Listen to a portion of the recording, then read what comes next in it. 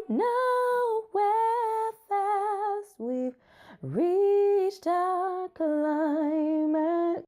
Hello, beautiful people, and welcome back to my channel. This is Alexandria Ashcroft here, and I am a romance author. Today is day 4 in my 7 Days of Sin series, which is a count up or a countdown to Valentine's Day, where I share behind the thought processes on my newest full-length novel, Sinful, which is available in most ebook and paperback retail outlets. So check out your favorite location because it's probably there by now. Paperback is print on demand, just to let you know that. So we're not in stores yet, but you can get your paperback version. The ebook and paperback version available on my website and Amazon, both of those places. iBooks has the electronic version, Kobo, Barnes and Noble, different outlets like that. So check out your favorite one because I'm probably there. So today we are going to talk about climax. Not what you were thinking, get your head out of the gutter. I don't really blame your head for being there because I am the person in question here. But anyway, we're going to be talking about the climax or the cusp, or how I look at building up to that cusp or climax of the story or the plot of the story. So the way that I think about the cusp or the climax, I think of it as like it's the peak of the mountain, and you have to climb the mountain to get to that peak. So you have to build and climb up the mountain to get to the peak. And for the most part, when you're climbing the mountain, it's not just a straight shot. There are areas of kind of plateau or like mini peaks as you go along the way up the mountain. So that's kind of how I think about it. I also think of the climax as the moment of opposite. So if your story is very high energy and it's loud and exciting and there's lots of like things going on, then I think of the climax or the cusp of the story to be kind of the opposite. It's the eye of the storm. If your story is really slow and like kind of measured, or you're following the character and their character's life is really mellow and measured, then the climax of the story would be something exciting. So that's kind of how I think about it. That might not necessarily be true, but that's kind of how I think about it. I also think of the climax as like a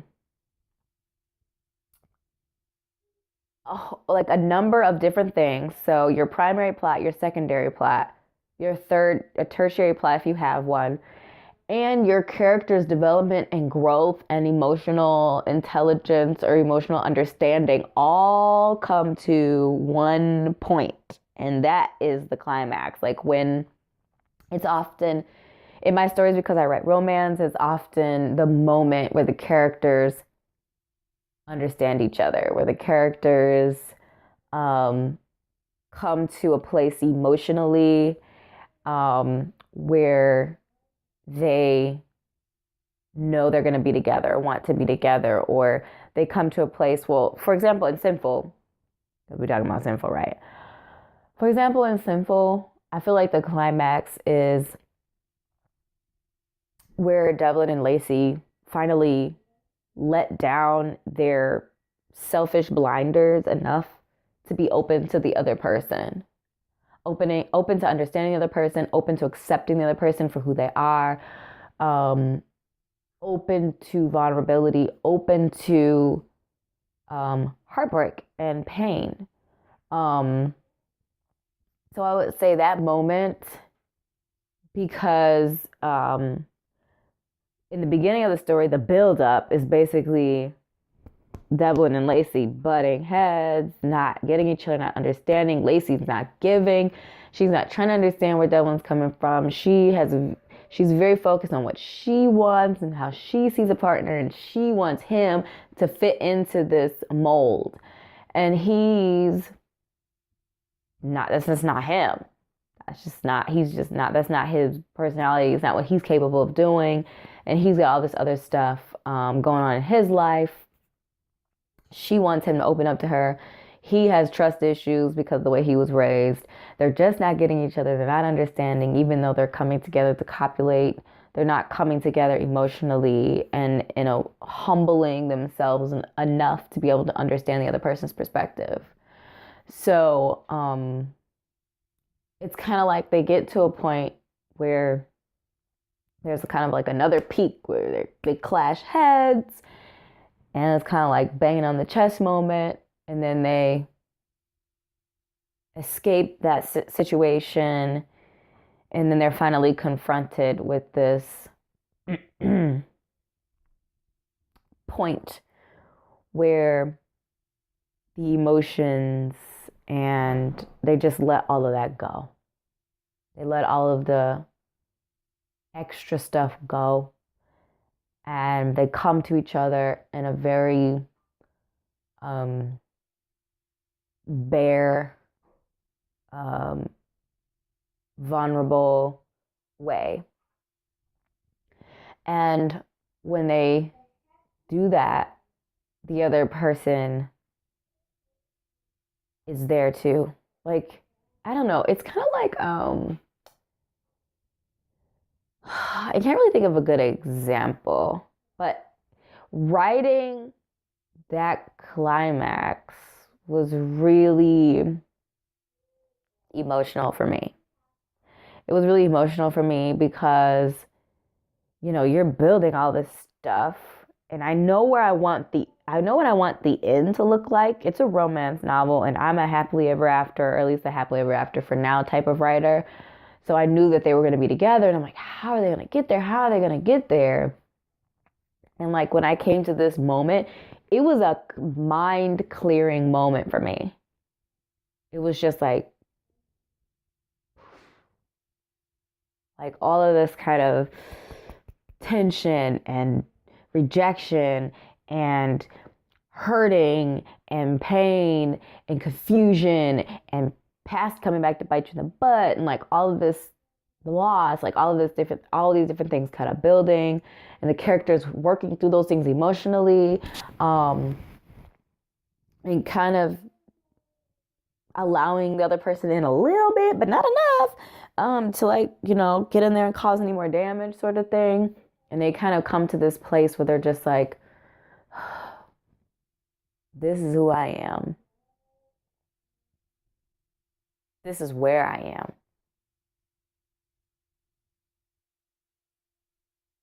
Where are you? And that was really, yeah, it was really emotional for me to write. And the feedback that I've gotten so far from people who've read the book, SINNFUL, was that it was like an intense, like, building. And then, like, people gushed. They were like, oh my gosh, like, this had me in my feels. Like, I was in my chest. I was in my chest. And I'm like, good, because so was I. When I wrote it, I was in my chest. Okay, so, yeah, it was just a very emotional moment for the characters. And because for all intents and purposes, like, as different as Lacey and Devlin think they are, they're pretty similar. They're both pretty closed off emotionally. And they both kind of have like their way of doing life, and expecting someone else or a partner to just, understand them or not have any, or just accept their shenanigans. And they kind of challenge each other on that. And then they let all of that go to be like, this is me. This is who I am. This isn't necessarily where I want to stay, but this is where I am. What's up? What's going on with you? And then like both of them kind of letting down their guard and opening up to each other allowed for the remainder of the story, where they can really connect and understand and be empathetic. It's just like that moment of humbling, like when they just are humbled before each other and bare and open. it just, it just makes me so happy. Anyway, sometimes words, like, really, like, sometimes I don't have words for things, obviously. But that's just how I kind of feel about um, that. So a lot of people, um, it does give the character an opportunity to see from the other person's perspective. When you are open, when you're humbled, it allows you to see beyond your ego. Um, if I would liken a climax to an explosion, I would say the climax in Sinful is like an underwater explosion, meaning it is an explosion, it is a force, it is impactful, but it's also not like an above water, above ground explosion would be like loud. An underwater explosion is like quiet and like internal. It's like a implosion. And that's what I feel like happens with the characters. It's kind of like, oh, realization and a moment that happens inside. And it's not like the peak of the action, which action is kind of a whole nother topic, and how to write action and all that kind of stuff. If you've read my content, especially in Sinful, there's action, quite a bit of like active things happening. And I can go on and on about that in a later video, but yeah, the climax is like the peak, the cusp, the point where all these different elements come together, and specifically for romance and character focused fiction, it's the point where the characters have an aha moment, where they realize something or acknowledge something about themselves and or about their love interest that they didn't know before, and it opens them up to understanding that person's perspective and opens them up to more. So I think that's all I had to talk about in this story. If you liked this video, if you found it interesting, give it a thumbs up, and subscribe if you're not yet subscribed to me. I will be coming to you tomorrow with another inside scoop, behind the mind, bit of information about, again, my newest novel, Sinful. And we do have a trivia question today as well. So there are several trivia questions available in the survey in the link below. So make sure you fill that out. Every question you get correct enters you into winning merch, prizes. I've got shirts that I'm giving away. I've got this mug here that I really think is kind of neat. It's got a little quote from Sinful on it.